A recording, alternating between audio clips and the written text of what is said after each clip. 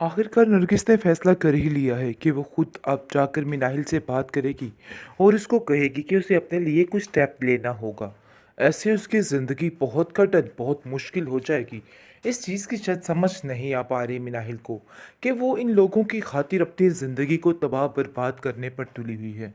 उसको सहारे की ज़रूरत है और वलीद से अच्छा सहारा उसको कहीं नहीं मिल सकता। इस चीज़ की उसको समझ नहीं आ पा रही। लेकिन आप देखेंगे कि वलीद की माँ इस चीज़ पर उसको मजबूर करेगी और कहेगी कि बेटा, ये बात तुम्हारे लिए बहुत बेहतर है।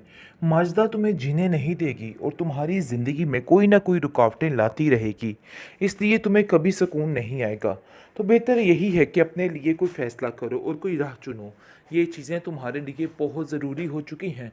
जिस पर वो खामोश हो जाती है और कहती है कि मैं अब किसी को कोई जवाब नहीं दे सकती और ना ही कोई बात कर सकती हूँ। लेकिन फ़ोर्स कर रही है उसकी माँ और कहती है कि तुम्हें सोचना होगा।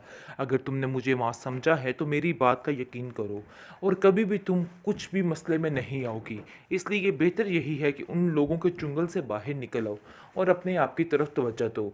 अब तुम्हें तुम्हारी ज़रूरत है, इसलिए तुम्हें अपनी मदद आप करनी होगी। इन लोगों से बच के रहना होगा। वो औरत सिर्फ़ अपनी बेटी की सगी है, इसके अलावा और किसी की भी नहीं। तुम्हें ये बात समझनी होगी, लेकिन शायद तुम्हें मेरी बात की समझ नहीं आ पा रही और तुम्हें ऐसा लग रहा है कि मैं खुदगर्ज़ी दिखा रही हूँ, लेकिन ऐसा कुछ भी नहीं है। मैं किसी भी तरह से खुदगर्ज़ी नहीं दिखा रही, बल्कि मैं सिर्फ़ और सिर्फ़ तुम्हारे खातिर फ़ायदे की खातिर ये सब कुछ कर रही हूँ। आप देखेंगे कि मिनाहिल काफ़ी हद तक इस बात को समझ रही है और ख़ामोश हो जाती है, क्योंकि उसको पता है कि वो कभी भी उसके लिए गलत फ़ैसला नहीं करेंगी, क्योंकि वो जानती तो है कि माजदा की किस तरह की हालत है और वो दिन ब दिन पागल होती जा रही है और उसको बिल्कुल किसी चीज़ की कोई समझ नहीं आ रही है।